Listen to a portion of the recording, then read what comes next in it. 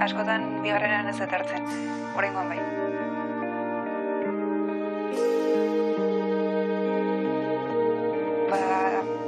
Kasualitatez eta txiripaz. Aukera beti bat da, baina aukera infinitoak dira. Normalean zailak egiten zaizkit.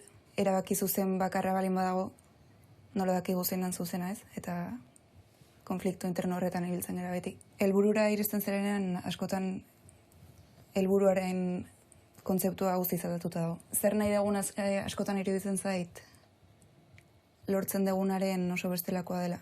Edo lortzen dugun inoiz ez da nahi genuena. Beharrezkoa, bestela bidea egiteak ez du zentzurik. Bidegurutzean gaur banago, hemen.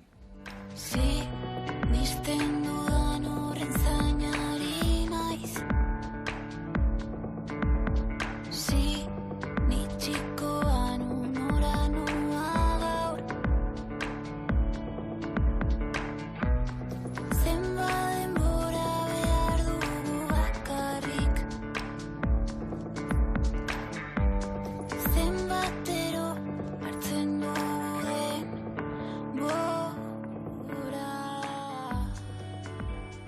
Delay pixka bat daukat. Beti esaten dut delayia dakagala buruan, eta gorputzak beranduago erantzuten du. Normalean beti nago, orainean. Iraganak nostalgia ematen didalako eta etorkizunak beldurra. Nire kantuak nire iragana dira, nintzenaren antza dute. Iragana jartzen dut, eta horre guztiak dakarren sensibilidade, nostalgia eta arima noski. Bueltak ematen hasten zait buruan, eta hor sortzen da zerbait, melodia bat edo erritmo bat, zeuze, eta momentu horretan abesti bat sortzen da. Erresponsabilidade batek, eta normalean erresponsabilidade hori da beste batekin lan egitea, eta beste batei zeuze bidali berri izatea. Kantu asko daude, baina amaitutako kantak erresponsabilidade horren baitan sortzen dira. Quiero parar y ver qué son.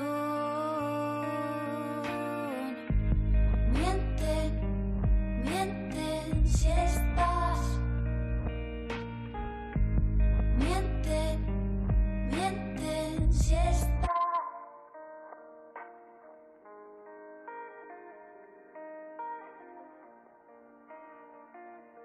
Bai, 8 bat urte, isilean egon naiz. Kantarik amaitu ez izatea. Erresponsabilidadea iritsi zen.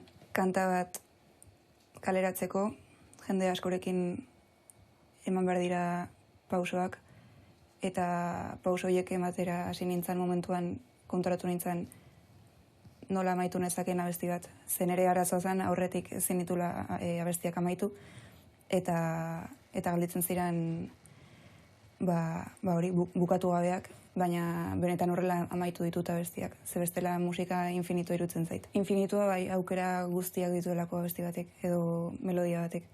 Bizitza honetan denbora finitua da, eta uste dut gauza asko daudela egingo nituenak.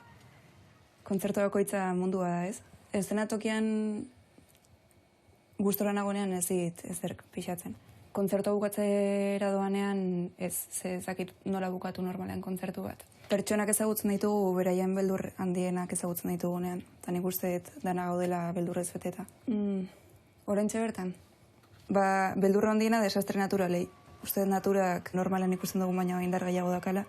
Eta hori da benetako, ezakit, nire beldurra handiena. Uste dut ausarta izan izela gehiageagen txikitan, eta orain ausardia hori gutxitzen ari zait. Infinitoari ez, gorputzik gabeko infinitoari.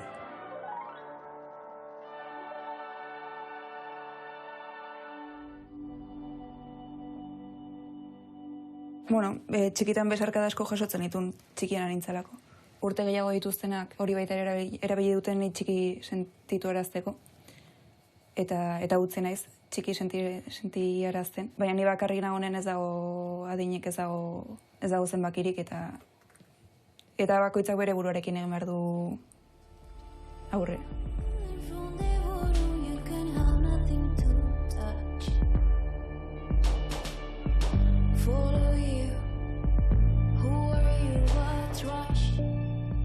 Ez dut inoiz metafora hori oso ondo ulertu, deabruarena. Ezakit, arrotza egiten zait. Deabrua, ezakit hitzadan, edo hitzarekin etortzen zaidan, ezakit, irudia.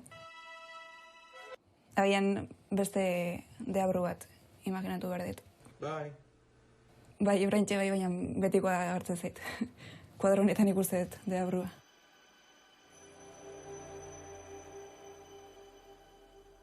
Bueno, nahiko despistatuta dabil, azken aldian. Eta ez gara gehiago aurkitzen.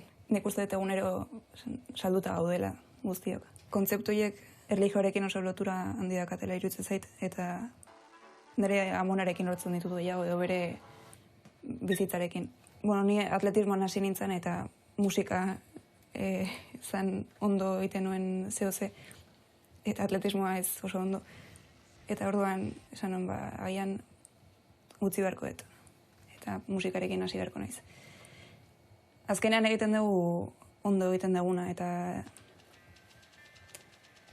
nire kasuan gustatzen zaidana da, baina ezakit jende guzti hori pasatzen zaion. Uste dut hor sentitzen naizela libre, beldurrak joaten dire momentu bakarra da lo egiten dudan momentuarekin batera. Ze hori da zure gezur propioei aurre egitea. Egiten ditudan abeste gehienak itzalak dira. Abesterako momentuan besarkatzen ditut itzal horiek.